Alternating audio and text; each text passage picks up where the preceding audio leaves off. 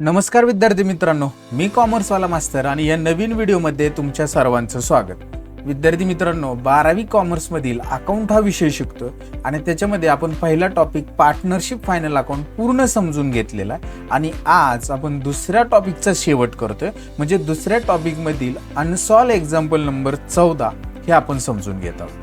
विद्यार्थी मित्रांनो, पहिल्या आणि दुसऱ्या टॉपिकचे जर तुम्ही व्हिडिओ बघितले नसतील तर त्या व्हिडिओची प्लेलिस्टची लिंक मी डिस्क्रिप्शन बॉक्समध्ये देऊन ठेवतोय, तिथे जाऊन तुम्ही ते बघू शकता. विद्यार्थी मित्रांनो, जर तुम्ही या व्हिडिओमध्ये पहिल्यांदाच आलेला असाल, चॅनलवर पहिल्यांदाच असाल तर चॅनलला सबस्क्राईब करायला विसरू नका. तर कोणताही वेळ वाया न घालवता आपण आजचं example number 14 unsolved example number 14 समजून घेऊया. चला तर पहा विद्यार्थी मित्रांनो, आपली सॉल्व करण्याची मेथड सर्वांना माहिती. पहिल्यांदा आपण एक्झाम्पल व्यवस्थित वाचायचं, रीड करायचं, समजून घ्यायचं आणि त्याच्यानंतर ते सॉल्व करायला सुरुवात करायची. तर मी थोडंसं याला झूम करतो जेणेकरून तुम्हाला ते व्यवस्थित दिसेल. चला सुरू करूया. चॅरिटेबल हॉस्पिटलचं एक्झाम्पल आहे. त्यांनी काय दिलेले, following information has been provided by Vivekananda charitable hospital Latur. You are required to prepare income and expenditure account for the year ended 31st March 2019 and balance sheet. आता बॅलन्स शीट दिलेली बघा त्यांनी आपल्याला 1/4/2018 ची. जर प्रॉब्लेम मध्ये बॅलन्स शीट असेल तर ही कधीची बॅलन्स शीट समजायची आपण, ओपनिंगची किंवा त्यालाच आपण लास्ट इयरची बॅलन्स शीट म्हणतो. मग ओपनिंग बॅलन्स शीटला आपल्याला कॅपिटल फंड दिलेलाच असतो, त्याच्यामुळे आपल्याला तो कॅल्क्युलेट करण्याची नवीन गरज नाहीये. तर या बॅलन्स शीटला काही लॅबिलिटी असतील आणि काही लॅबिलिटी आउटस्टँडिंग असतात बघा. आउटस्टँडिंग बिल ऑफ ड्रग्ज, आता हे किती आहे, 50,000 रुपये. ही लॅबिलिटी आउटस्टँडिंग जर पेड केलेली असेल तर यावर्षी पेमेंटला बघा परचेस ऑफ ड्रग्ज मध्ये इन्क्लूड 40,000 फॉर 17-18, म्हणजे या 50,000 इथं 40,000 रुपये त्यांनी पेड केलेले आहेत. म्हणजे पेड करायचे राहिलेत किती बघा, 50 मधले 40 केले, म्हणजे 50 मधून जर 40 वजा केले आपण तर पेड करायचे राहिलेले त्याचे 10,000 रुपये. तर हे आउटस्टँडिंग बिल म्हणून पुन्हा एकदा आपल्या बॅलन्स शीटच्या लॅबिलिटीला या 10,000चा इफेक्ट येईल आणि हे 40,000 या 2 लाखातनं वजा होणार आहे, तेवढं लक्षात राहू द्या.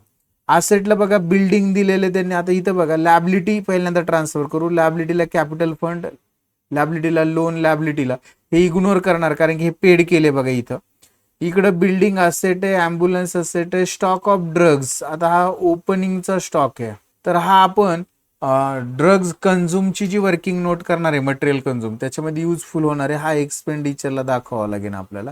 हॉस्पिटल इक्विपमेंट असेट आहे आणि कॅश इन हँड, ओपनिंगची कॅश इग्नोर करतो. रिसिप्टला बघा कॅपिटल रिसिप्ट, रिव्हेन्यू रिसिप्ट असणार आहे, म्हणजे capital receipt, liability, revenue receipt. Income म्हणजे रिसिप्टला इन्कम किंवा लॅबिलिटीचे अमाऊंट असतील. बॅलन्स ब्रॉट डाऊन इग्नोर करणार. सबस्क्रिप्शन इन्कम आहे, लाईफ मेंबरशिप फी इन्कम आहे सध्या तरी, त्याच्यावर 100% ऍडजस्टमेंट असतेच. हॉस्पिटल रिसिप्ट इन्कम कंसात रिव्हेन्यू म्हटलंय. परचेस ऑफ ड्रग्ज पेमेंटला बघा expenses, salary to staff expenses. हे काय करायचे, 40,000चं मी तुम्हाला सांगितलं म्हणजे परचेस ऑफ ड्रग्ज मधलं, तर ते लेस करायचे आहेत आपल्याला ह्या 2 लाखातनं. Salary to staff expenses, honorarium to doctor expenses, repairs and maintenance expenses, furniture asset आहे आणि जनरल एक्सपेन्सेस हे आपले एक्सपेन्सेस आहेत. आणि या ठिकाणी बघा बॅलन्स कॅरी डाऊन हा आपण असेटला लिहिणार. ऍडजस्टमेंट 3च दिलेल्या आहेत. पहिल्यांदा स्टॉक ऑफ ड्रग्ज दिलेला आहे. On 31/3/2019 stock of drugs was valued at ₹22,000. हा जो आहे हा क्लोजिंग स्टॉक आहे ड्रग्जचा. याचे 2 इफेक्ट होतात. हा काय करणार आपण, लेस करणार आपल्या ड्रग्ज मधनं आणि हा बॅलन्स शीटच्या असेटला लिहिणार आहोत. नेक्स्ट डेप्रिशिएशन, बिल्डिंग आणि ॲम्ब्युलन्स 30,000 आणि बिल्डिंग 5,000, 5%. तर हे त्या असेट मधून पर्टिक्युलर लेस करणार आपण आणि आपण कुठं लिहिणार आहोत, एक्सपेंडिचरला. मग आपल्याला कशाला स्टार मार्क करावं लागेल, बिल्डिंग आणि ॲम्ब्युलन्सला स्टार मार्क करावं लागेल. इथं बघा बिल्डिंग आणि खालच्या ओळीला ॲम्ब्युलन्स आहे, त्याला आपण स्टार मार्क करू. लास्ट ऍडजस्टमेंट सांगितलंय की life membership fee capitalise, life membership fee मधून लेस आणि ऍड करायचे ते कॅपिटल फंड मध्ये. तर चला सॉल्व करायला सुरुवात करूया. प्रॉब्लेम समजून घेतलेला. पहिल्यांदा ओपनिंग बॅलन्स शीट ट्रान्सफर करायची. फर्स्ट कॅपिटल फंड लिहायचा, बॅलन्स शीटच्या लॅबिलिटी साईडला कॅपिटल फंड. त्याची अमाऊंट लिहिणार ₹11 लाख, 11 लाख रुपये इनरला लिहिणार आहे आपण. देन नेक्स्ट पहा बँक लोन दिलेले आपल्याला 6,50,000. हे सुद्धा बॅलन्स शीटच्या लॅबिलिटी. 4-5 ओळी जागा सोडायची आणि त्याच्यानंतर लिहायचं बँक लोन. आणि त्याची अमाऊंट लिहिणार ₹6,50,000 बॅलन्स शीटच्या लॅबिलिटीला आउटरला. त्याच्यानंतर आउटस्टँडिंग बिल ऑफ ड्रग्ज हे इग्नोर करणार, कारण की इथं बघा ते पेड केलेले आहेत ₹40,000 त्यातले. तर त्यातले ते 50,000 40,000 जर गेले तर 10,000च आपल्याला बॅलन्स शीटच्या लॅबिलिटीला दाखवावं लागणार आहे. मग या ठिकाणी मी लिहिताना लिहिणार आउटस्टँडिंग बिल ऑफ ड्रग्ज.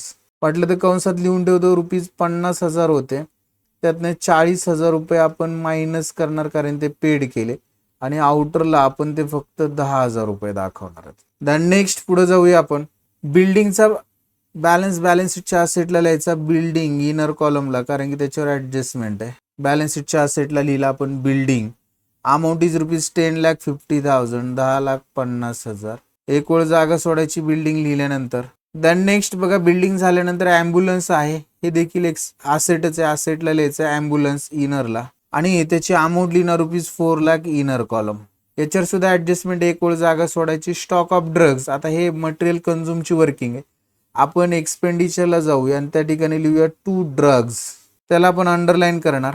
आणि याच्यामध्ये फर्स्ट ओपनिंग स्टॉक लिहायचा. आपल्याला जो दिलेला आहे बॅलन्स शीटला, जुन्या बॅलन्स शीटला, तो ओपनिंग स्टॉक आहे, तो आपण सुरुवातीला लिहून घेऊ. त्याची जी अमाऊंट असणार आहे स्टॉक ऑफ ड्रग्सची, ती आहे 42,000 इनर कॉलमला लिहिणार. त्याच्यानंतर एक ओळ जागा सोडायची आणि अजून 2 ओळी जागा सोडायच्या, कारण की याच्यामध्ये आपल्याला काय करायचं त्याचं फॉर्मॅट आपण या ठिकाणी लिहून घेऊ. ओपनिंग स्टॉक नंतर याच्यामध्ये आपण ऍड करतो परचेस. एक ओळ जागा सोडून लेस म्हणणार क्लोजिंग स्टॉक. तर अशा पद्धतीने आपण स्टॉक ऑफ ड्रग्ज केलं. हॉस्पिटल इक्विपमेंट आपली असेट आहे, बॅलन्स शीटच्या असेटला जायचं आणि त्या ठिकाणी लिहायचं हॉस्पिटल इक्विपमेंट, आणि त्याची अमाऊंट लिहिणार ₹3,04,000. आउटरला आपण लिहितोय ₹3,04,000.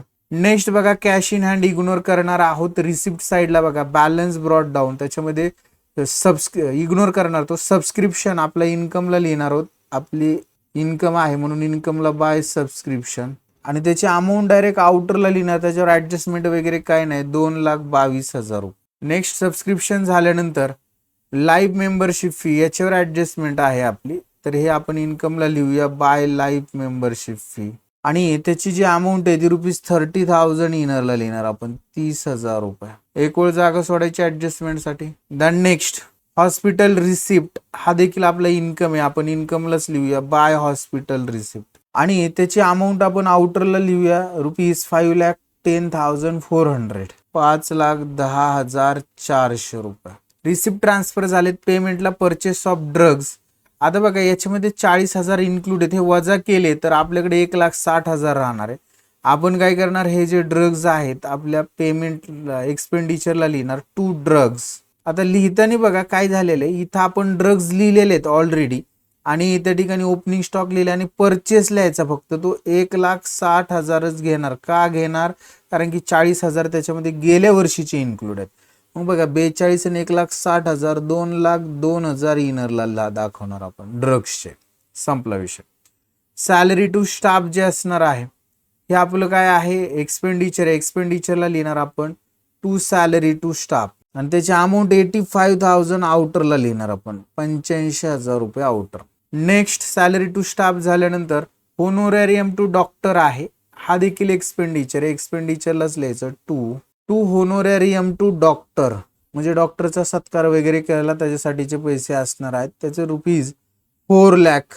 दुसरे डॉक्टर येतात बघा ऑपरेशनला वगैरे, त्यांना ती फी वगैरे द्यावी लागते, तर ते हे पैसे असणार आहेत. Next repairs and maintenance ₹18,000. एक्सपेंडिचरलाच लिहायचं to repairs and maintenance ₹18,000. Then next furniture asset आहे आपली, आपलं जुनं फर्निचर आहे का बघा बॅलन्स शीटला, नाहीये. डायरेक्ट आपण लिहूया परचेस केलेलं फर्निचर, आणि त्याची जी अमाऊंट असणार आहे ती अमाऊंट आपण त्या ठिकाणी लिहू ₹45,000. दॅन नेक्स्ट जनरल एक्सपेन्सेस, हे देखील एक्सपेंडिचर आहे. एक्सपेंडिचरलाच लिहिणार टू जनरल एक्सपेन्सेस, आणि त्याची अमाऊंट लिहिणार ₹16,000. आणि last balance carry down balance शीटच्या असेटला कॅश इन हँड, आणि त्याची अमाऊंट लिहिणार आहोत आपण ₹2,400 ₹2,400. आपण सगळे ट्रान्सफर केलेत. Receipt payment adjustment number first stock of drugs आहे वर्षाच्या शेवटच्या तारखेचा ₹22,000. मग आपण लेस करणार आपल्या स्टॉक ऑफ ड्रग्ज मधनं इथं आपण म्हटलं लेस क्लोजिंग स्टॉक ₹22,000 आणि आउटरला येणारे ₹1,80,000 आणि हा क्लोजिंग स्टॉक बॅलन्स शीटच्या असेटला दाखवायचा आपला स्टॉक ऑफ ड्रग्ज म्हणून. स्टॉक बॅलन्स शीटच्या असेटला लिहूया स्टॉक ऑफ ड्रग्ज. अमाऊंट लिहिणार 22,000 22,000. संपलं 2 number depreciation 5% building ambulance 30,000. Building कडे जायचं त्या ठिकाणी लिहायचं लेस डेप्रिशिएशन बॅलन्स शीटच्या असेटला ॲट 5%. बघा 10,50,000वर 5% जर अमाऊंट काढली आपण तर ती आपल्याला भेटणार आहे 52,500. 52,500 आणि ते 10,50,000 मधनं 52,500 वजा झाले तर 9,97,500 रुपये आउटरला येतील. आणि ॲम्ब्युलन्सचं सुद्धा डेप्रिशिएशन वजा करू लेस डेप्रिशिएशन आणि त्याचं डायरेक्ट दिले आपल्याला ₹30,000 तर आउटरला 4,00,000तनं 30,000 गेले 3,70,000 येईल.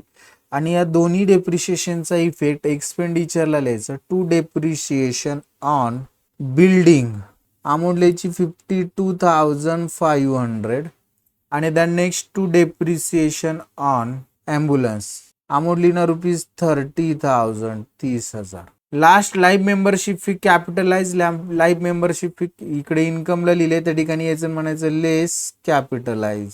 आता तुम्ही इथं न लिहिता डायरेक्ट कॅपिटल फंड मध्ये जरी ऍड केलं तरी चालेल. हा 30,000 रुपये पूर्णच्या पूर्ण कॅपिटलाइज आहे नील लिहायचं आणि कॅपिटल फंड कडे यायचं बॅलन्स शीटच्या लायबिलिटीला आणि त्या ठिकाणी लिहायचं add life membership fees amount लिहिणार ₹30,000 इनर कॉलम आणि याची टोटल इनरलाच लिहिणार आपण 11,30,000. अशा पद्धतीने आपण सगळे ऍडजस्टमेंट केलेले आहेत. आता क्लोज करायला सुरुवात करायचं. Income and expenditure account close करायचं. अंदाज घ्यायचा इन्कम अँड एक्सपेंडिचरचा. जर आपण बघितलं तर आपल्याला एक्सपेंडिचरची टोटल जास्त दिसणार आहे. ती असणार आहे आपली 7,81,500. तेच आपण इन्कमला लिहिणार आहोत 7,81,500 आणि इन्कमच्या सगळ्या अमाऊंट त्यातनं या दोनच अमाऊंट आहेत जर वजा केल्या तर आपल्याला 49,100 रुपये डेफिसिट राहील. याला म्हणायचं बाय डेफिसिट आणि इंटू ब्रॅकेट लिहायचं या ठिकाणी excess of expenditure over the income आणि हे 49,100 आपल्या कॅपिटल फंड मधून लेस म्हणायचं लेस डेफिसिट. 49,100 इनरला अमाऊंट लिहायची आणि हे वजा करून आपल्या कॅपिटल फंडची टोटल आउटरला येणार आहे 10,80,900. आणि जर आता आपण बॅलन्स शीटची टोटल केली लॅबिलिटी साईडची तर आपल्याला ती टोटल भेटणार आहे 17,40,900. लॅबिलिटी आणि असेट सुद्धा 17,40,900 रुपये. तर अशा पद्धतीने हे एक्झाम्पल आपलं सॉल्व्ह झालेलं आहे. आय होप विद्यार्थी मित्रांनो हा प्रॉब्लेम तुम्हाला समजलेला असणार आहे. समजलेला असेल तर व्हिडिओला लाईक करा. अशी व्हिडिओ तुमच्या मित्रांपर्यंत पोहोचवण्यासाठी व्हिडिओला शेअर करा. जर तुमच्या काही सजेशन्स असतील तर ते कमेंट बॉक्समध्ये नक्की कळवा. आपण हा 2 नंबरचा टॉपिक पूर्णपणे समजून घेतलेला आहे, संपलेला आहे. नेक्स्ट व्हिडिओमध्ये आपण टॉपिक नंबर 3 ला सुरुवात करणार आहोत. तर आज आपण इथंच थांबूया. नेक्स्ट व्हिडिओमध्ये पुन्हा भेटू. Bye, take care.